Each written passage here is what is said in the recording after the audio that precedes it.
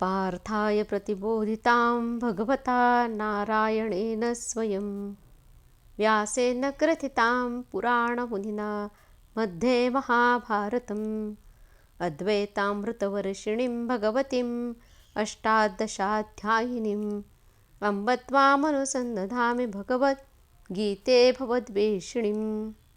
नारायणं नमस्कृत्यं नरं चैव नरोत्तमं देवीं सरस्वतीं व्यासं ततो जयमुदीरयेत्।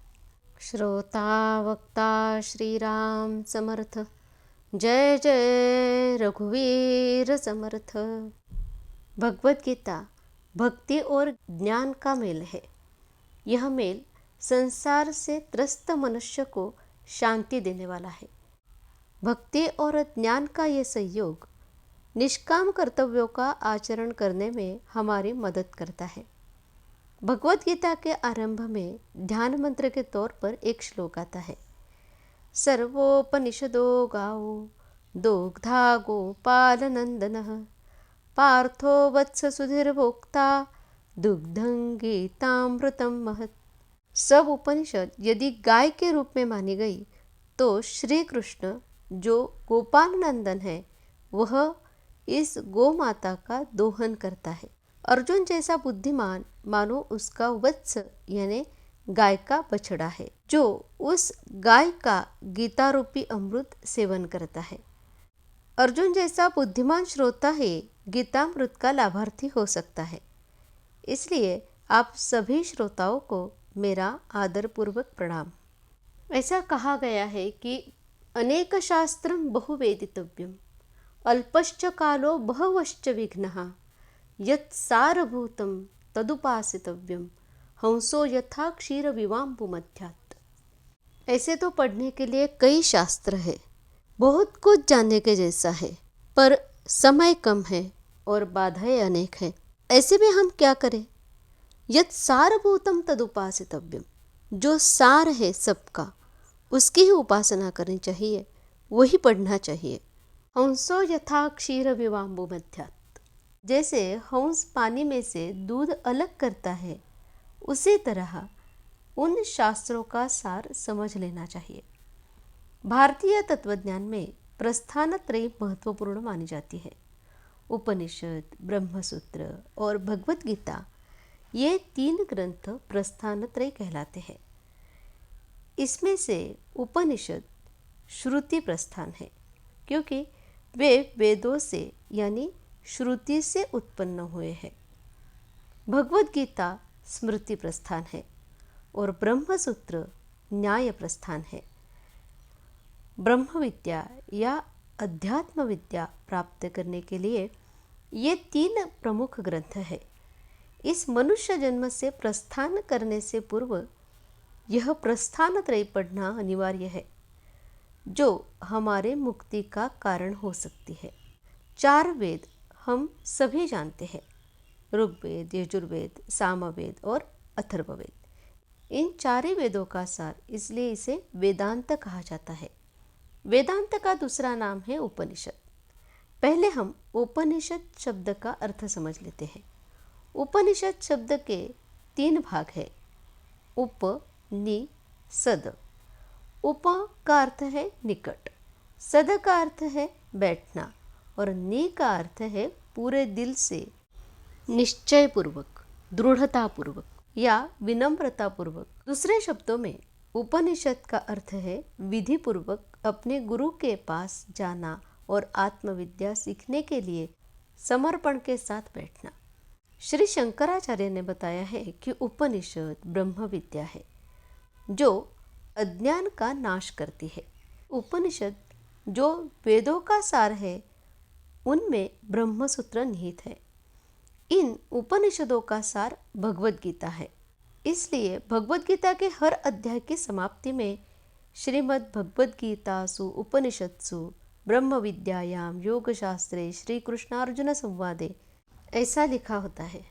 अगर हम भगवद गीता समझ ले तो वेद, वेदांत, ब्रह्मसूत्र सबका ज्ञान होगा।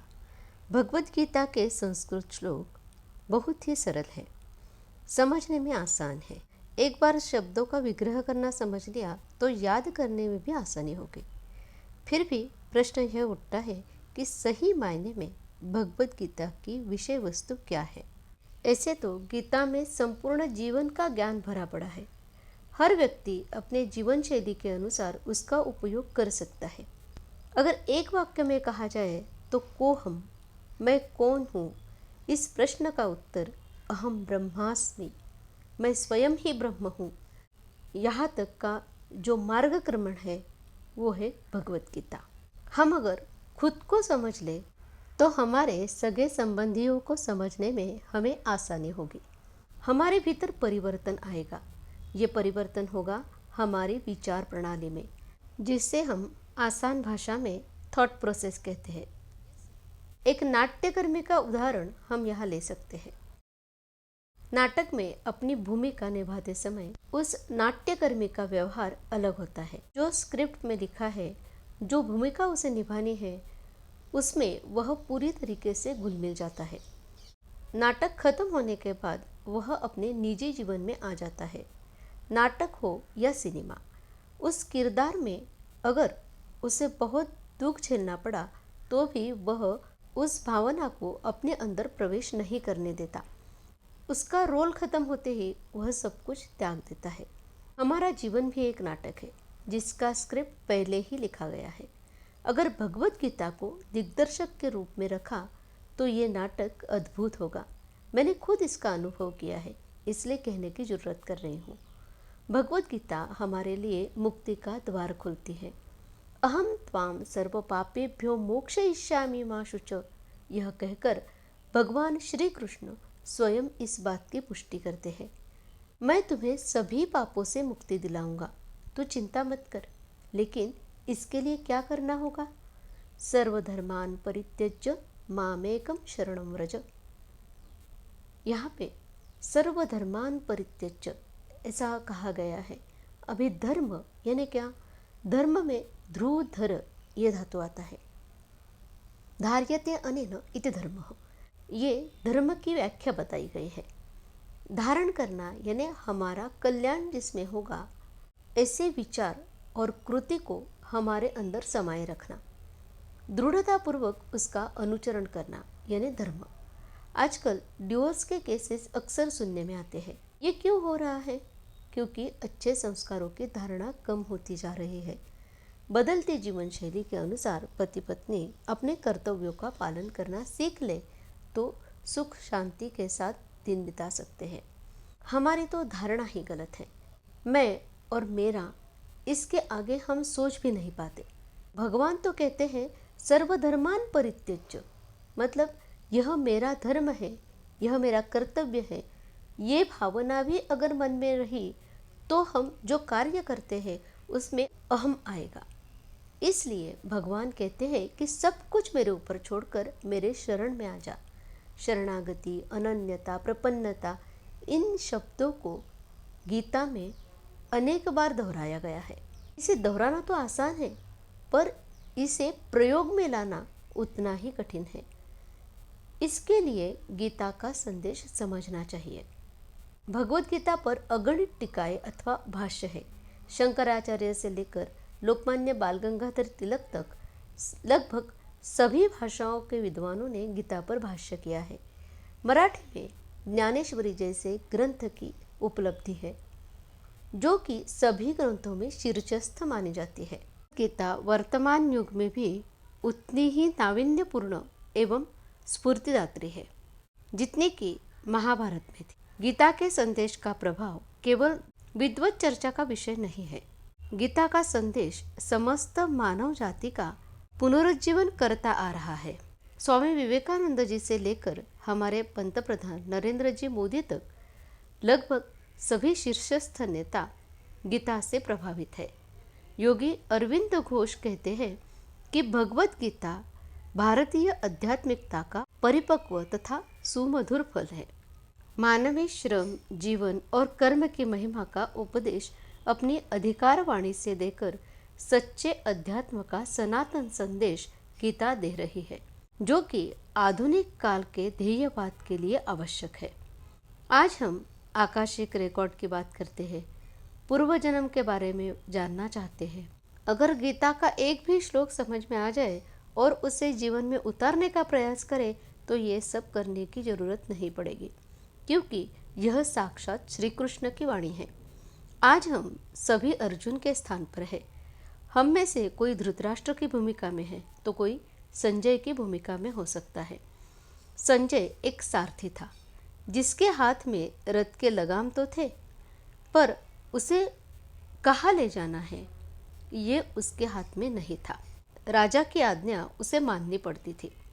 वह हुक्म का ताबेदार था। यही उसका धर्म यानी कर्तव्य था। लेकिन वह भगवान श्री कृष्ण के प्रति प्रपन्न था, अनन्य था, शरण था। उसने उसका न कर्म छोड़ा न ही राजा को त्यागा। जो कार्य उसे सौंपा गया वो उसने पूरे शिद्दत के साथ किया। इसलिए उसे दिव्य चक्षु प्राप्त हुए, विश्वरूप दर्शन भी हुआ। धृतराष्ट्र राजा था पर अंधा था। अंधा यानी पुत्र मोह में अंधा था, इसलिए भगवान को पहचान ना पाया। भगवान का विश्वरूप दर्शन देखना उसे नसीब नहीं हुआ। आज भी हम देखते हैं कि कई लोग वैभवशाली होते हैं, उनके पास सब कुछ होता है, लेकिन मोह माया में अंधे होकर अपना सब कुछ गवा देते हैं। गीता की शुरुआत ही धृतराष्ट्र के वचन से होती है। धर्मक्षेत्रे कुरुक्षेत्रे समवेता युयुत्सवः मामका पांडवाश्चैव किम कुर्वत संजय। यहाँ भी वह पहले अपने पुत्रों का जिक्र कर रहा है। युयुत्सु धृतराष्ट्र का पुत्र है जो कि पांडवों के पक्ष में लड़ रहा है। मामका मतलब मेरे, यानी कि युयुत्सु पांडवों के पक्ष में गया तो धृतराष्ट्र उसे अपना मानने के लिए तैयार नहीं है। हमारा भी यही हाल है। जब तक हमारा बेटा या बेटी हमारे अनुसार निर्णय लेते हैं तब तक वे हमारे होते हैं। उन्होंने हमारा कहना नहीं माना तो हो गए पराए। यह कैसा प्यार है? सांसारिक सुखों का उपभोग लेना गलत नहीं है, अपितु उसमें लिप्त होना गलत है।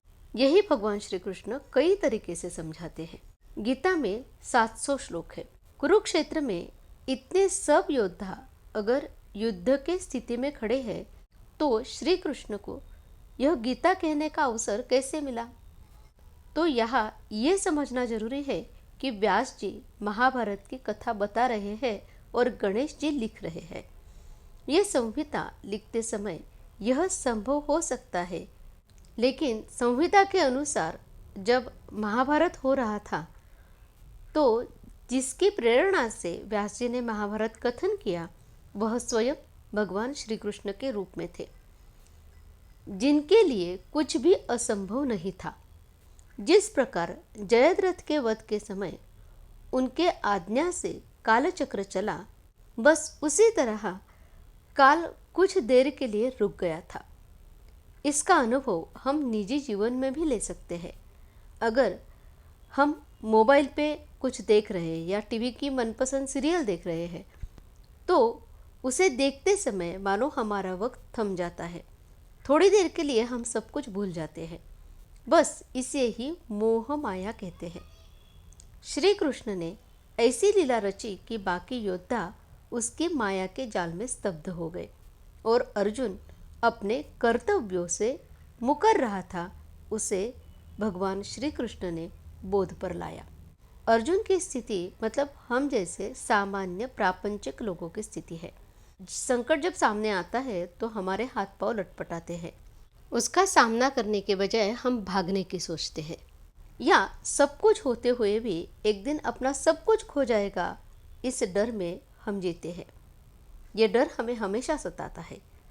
यह सब मेरा है, ये मेरे आप्त स्वकीय है, इनके सिवा मेरा कोई नहीं है।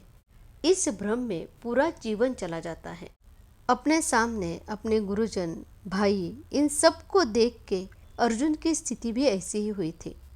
सिदंति मम गात्राणि मुखंच परिशुष्यति वेपतुश्च शरीरे में रोमहर्षंच जायते।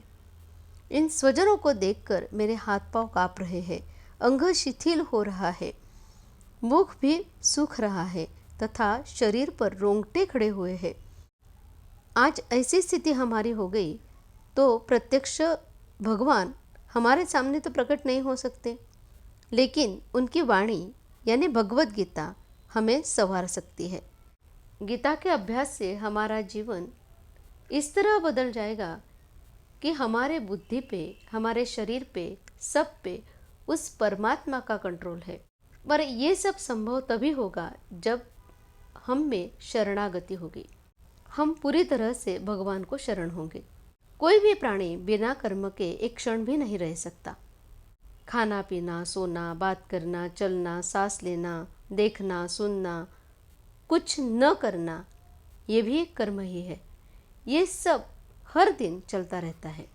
अन्य प्राणियों की बात छोड़ो, लेकिन मनुष्य के मामले में एक बात जो महत्वपूर्ण है वह यह है कि उसका दिमाग, उसका दिल, उसकी बुद्धि लगातार कुछ न कुछ करते रहती है। शरीर और इंद्रियों के कर्म स्थूल है, लेकिन मन, बुद्धि, हृदय के कर्म यानी ध्यान, चिंतन, स्मरण, विचार सूक्ष्म है। कोई भी कार्य चाहे वह स्थूल हो या सूक्ष्म, उसका कोई ना कोई परिणाम अवश्य होता है। यहीं पर गीता उसकी सहायता के लिए दौड़ती है। इस धरती को कर्म भूमि भी कहा जाता है और मृत्युलोक भी।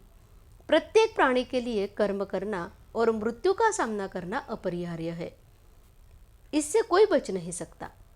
तो यदि कर्म करना है तो कैसे करना चाहिए? हम जो कर्म करते हैं उसका उद्देश्य क्या है, ये समझना जरूरी है।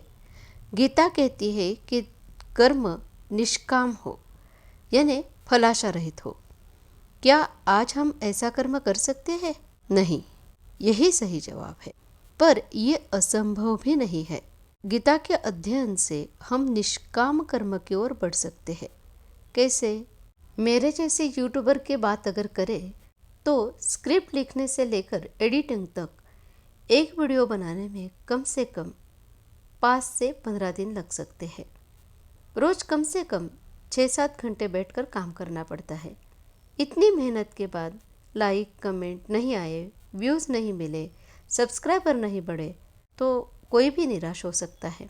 बात बिल्कुल सही है, लेकिन अगर ये समझ में आ जाए यह काम मैं नहीं कर रहा हूँ, बल्कि मुझसे करवा लेने वाला परमात्मा है, यहाँ ये समझ ले कि जिस प्राण के बदौलत ये काम हो रहा है उस प्राण को संभालने का कार्य परमात्मा कर रहे हैं।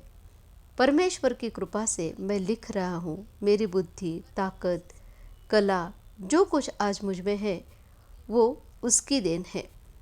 मैं तो सिर्फ एक जरिया हूँ या माध्यम हूँ, तो फल की चिंता नहीं होगी। अपना कंटेंट लोगों को पसंद आया तो ठीक, नहीं आया तो हम आत्म परीक्षण करके और बेहतर कंटेंट बना सकते हैं। इस वजह से हम ज़्यादा से ज़्यादा पढ़ते हैं, समझते हैं, नई टेक्नोलॉजी से परिचय हो रहा है, यही अपने लिए काफ़ी है। इस बात को गीता किस तरह समझाती है? सुख दुखे समे कृत्वा लाभालाभौ जयाजयो ततो युद्धाय युज्यस्व नैव पापम अवाप्स्यसि। यही बात बाकी सब चीज़ों पर अगर लागू करें तो हमारा लगभग हर काम और अच्छा होगा। निरपेक्ष भाव से काम किया तो मन में चिंता, क्रोध, निराशा, अत्यधिक खुशी, भय, इन जैसे भावनाओं के तूफान नहीं उठेंगे। इस बात का कोई तनाव ही नहीं होगा कि परिणाम ऐसा ही होना चाहिए। अगर कुछ गलत भी हो जाए तो हम उसे शांति से स्वीकार करेंगे। अपनी गलतियों को सुधारने और कमियों को दूर करने में प्रवृत्ति होगी। हमारे असफलता के लिए, हानि के लिए दूसरों को दोष देना समाप्त हो जाएगा। हमें सफलता, सुख, दुख, लाभ, हानि के द्वंद्व का शांति और प्रभावी ढंग से सामना करने की परिपक्व बुद्धि भी मिलती है। इसी बात को भगवान समझाते हैं। कर्मण्येवाधिकारस्ते मा फलेषु कदाचन मा कर्म फल हेतुर्भुः मा ते संगोस्त्व कर्मणि। आज यही रुकते हैं। भगवत गीता मृत्यु का भय कैसे समाप्त करती है ये अगली वीडियो में जान लेंगे। तत्सत। कृष्णार्पणमस्तु। जय श्री कृष्ण।